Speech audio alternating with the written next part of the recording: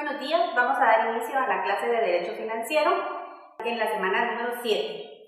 Vamos a hablar acerca del objetivo de este curso. En primer lugar, tenemos fomentar la cultura tributaria y diferenciar conductas impropias de la tributación dañinas al Estado de Guatemala. Cuando nosotros hablamos de las conductas impropias de la tributación que son dañinas al Estado de Guatemala, nos encontramos dentro del ámbito tributario y los términos de evasión y elusión son comúnmente confundidos a pesar de que son figuras legales distintas. Todas tienen una finalidad de defraudar o de dejar de pagar tributos a la administración tributaria, ya sean con ayuda de mecanismos legales que hacen que sus transacciones sean legales o transparentes, pero en realidad la finalidad es no pagar o dejar de pagar los tributos que el Estado debe percibir. Vamos a hablar acerca de la defraudación.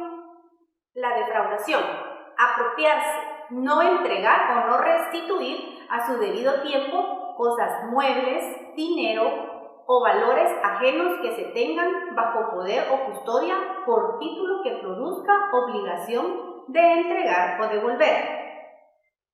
Dentro de esta clase de defraudación, nosotros encontramos dos clases de defraudación. Encontramos la defraudación tributaria y la defraudación aduanera. Vamos a hablar de la defraudación tributaria. Cuando nosotros hablamos de la defraudación tributaria, es aquella actividad que se realiza mediante simulación, ocultación, una maniobra, ardid o cualquier otra forma de engaño que induzca a error a la administración tributaria en la determinación del pago de los tributos, de manera que produzca detrimento o menoscabo en la recaudación impositiva.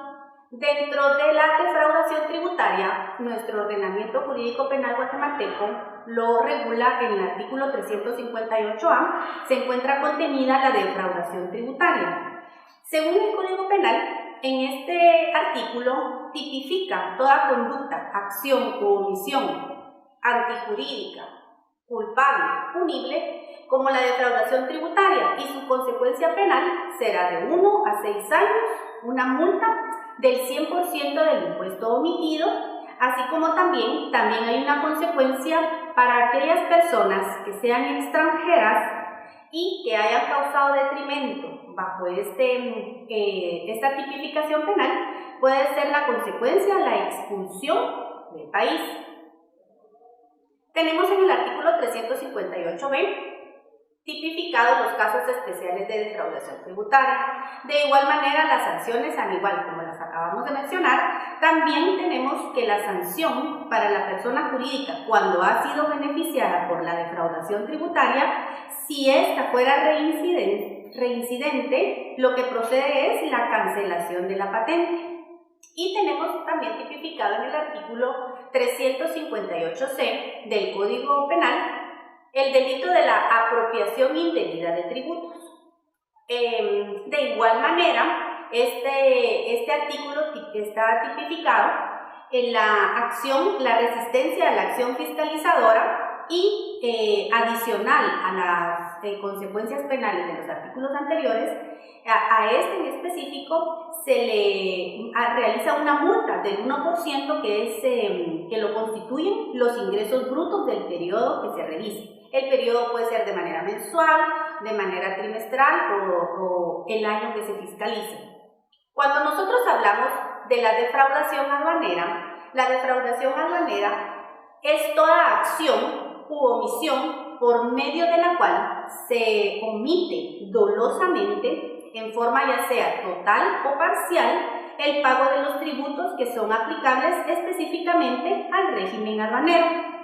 La realización de cualquier operación aduanera que se utilice empleando documentos o declaraciones falsas o tener de alguna manera algún beneficio para dejar de pagar impuestos en materia aduanera o la concertación de cualquier acto de comercio con documentos que amparen mercancías total o parcialmente exentas de pago.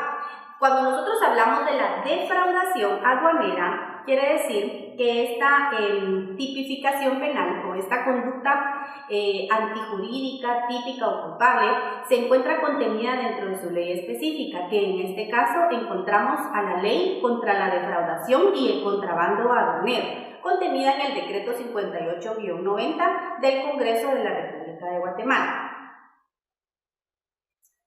Continuando, vamos a abordar el tema de la evasión. Cuando nosotros hablamos de la evasión, esta constituye un acto ilegal, la cual consiste en el ocultamiento de bienes o ingresos con el fin de pagar menos impuestos.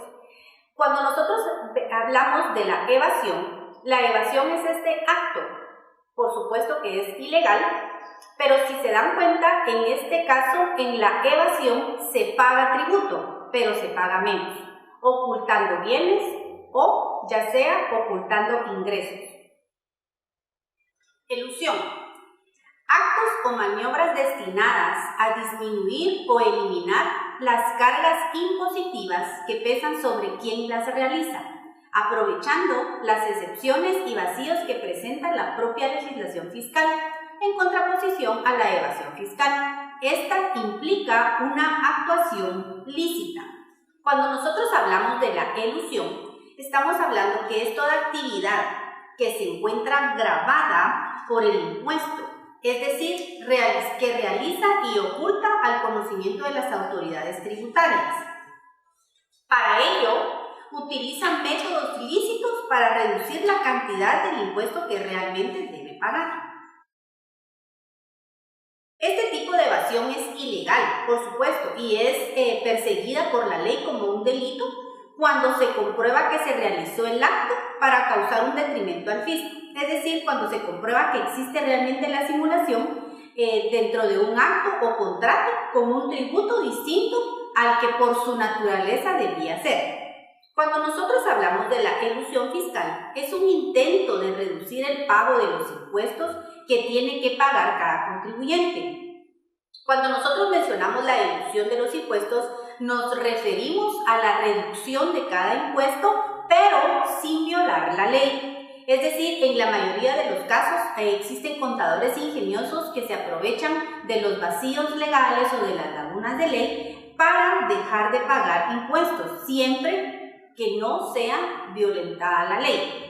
La elusión de impuestos es considerada una forma de reducir la responsabilidad fiscal a través de métodos poco éticos y que pueden ser considerados amorales. Sin embargo, en la elusión se dejan de pagar tributos. Sin embargo, constituyen un delito cuando la Superintendencia de Administración Tributaria, en este caso la SAT, comprueba que se violentó la ley porque se simuló un contrato cuando su naturaleza debería de haber sido otro totalmente diferente. Vamos a hablar acerca de la doble o múltiple tributación. Según nuestra máxima legislación, la Constitución Política de la República de Guatemala establece en el artículo 243 que hay doble o múltiple tributación cuando un mismo hecho generador atribuible al mismo sujeto pasivo es gravado 2 o más veces por uno o más sujetos con poder tributario y por el mismo evento o el mismo periodo impositivo. Ahora bien, si nos damos cuenta, la misma Constitución reconoce que en Guatemala existe la doble o múltiple tributación. Si le damos lectura a este artículo, al final en su parte conducente establece que se deberán buscar los mecanismos para irlos eliminando progresivamente. Cuando el Estado de Guatemala reconoce que sí existe doble o múltiple tributación, para no dañar al fisco, regula que serán las acciones que se tendrán que ir disminuyendo paulativamente. Para que se configure la doble o múltiple tributación, deben existir ciertos elementos para que se configure. Dentro de ellos encontramos la unidad del sujeto pasivo, la unidad de objeto y la unidad de tiempo. Vamos a ver la unidad de sujeto pasivo. Esta consiste en que debe ser el mismo contribuyente que sea sometido al pago de más de un impuesto. Cuando nosotros hablamos acerca de la unidad de objeto, quiere decir que el tributo debe ser de la misma naturaleza por el mismo hecho generador o acto generador. Cuando hablamos de la unidad de tiempo, este se refiere a que debe ser en un mismo periodo impositivo, ya que de no ser así, no sería la doble tributación. Por ejemplo, se configura la doble tributación o la múltiple tributación en los casos cuando el particular realiza una compra de una bebida alcohólica, por ejemplo. Este acto de compra-venta genera un impuesto al consumo, en este caso es el IVA. Pero también este producto está afecto a un impuesto de distribución de bebidas alcohólicas. Es decir, aquí se puede configurar la doble tributación, ya que nuestra Constitución regula que puede ser gravado por una o por más instituciones. Cuando nosotros hablamos de las tendencias modernas sobre los tributos para el siglo XXI, está en el contexto del nuevo y cambiante de la economía digital y la digitalización del sector público, ofrecen a las administraciones fiscales de América Latina y del Caribe un marco con necesidades e incentivos para concebir aquellos esquemas digitales que sean innovadores en procesos, procedimientos y sobre todo resoluciones tecnológicas que apoyen de manera más eficiente y efectiva la mejora del diseño e implementación de sus políticas fiscales y sobre todo la modernización de la gestión hacendaria.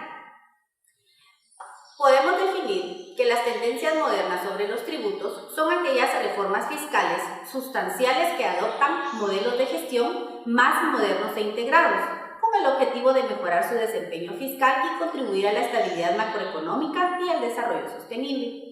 El uso intensivo de las tecnologías de la información y la comunicación han contribuido significativamente al crecimiento.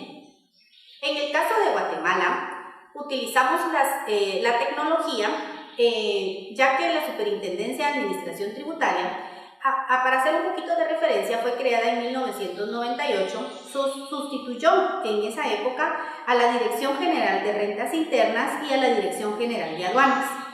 Esto fue como un resultado de los acuerdos de paz, concretamente en el acuerdo sobre aspectos socioeconómicos y situación agraria, dentro del numeral que contempla la política tributaria bajo los principios.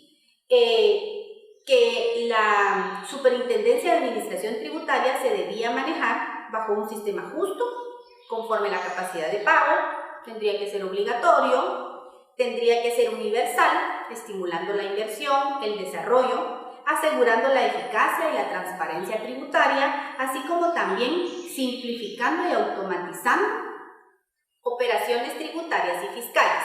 Es decir, en la actualidad se cumple, ya que recientemente la Administración Tributaria puso a su disposición la factura electrónica. Tenemos una plataforma del FEL donde para el contribuyente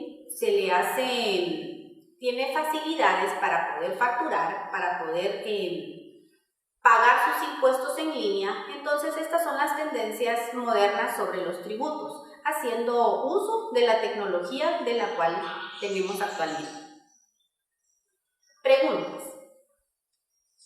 Pregunta 7.1. ¿Qué es la defraudación tributaria? A. Apropiarse. No entregar o no restituir a su debido tiempo cosas muebles, dinero o valores ajenos que se tengan bajo poder o custodia por título que produzca obligación de entregar o devolver. B. Es toda simulación, ocultación o ardid que induzca a error a la administración tributaria para la determinación de la obligación tributaria, causando menoscabo en la recaudación. C.